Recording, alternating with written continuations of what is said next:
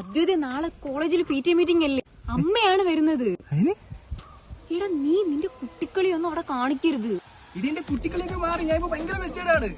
അദ്വൈത മിണ്ടരുത്. നിന്റെ ഒറ്റ ഒരുത്തന്റെ കുട്ടിക്കളി കാരണം കഴിഞ്ഞ PTA മീറ്റിംഗിന് വന്ന എന്റെ അച്ഛൻ 3 ദിവസം ഉണ്ടാ ഹോസ്പിറ്റലിൽ കിടന്നത്. അതെന്തോന്നാ അവളച്ഛൻ PTA മീറ്റിംഗ് വന്നപ്പോഴേ ഒരു ഫ്രൂട്ട് മേടിച്ചത്. ഫ്രൂട്ട് മേടിച്ചിട്ട് ഞാൻ തറയിട്ട് ചാടി പൊട്ടിച്ച്.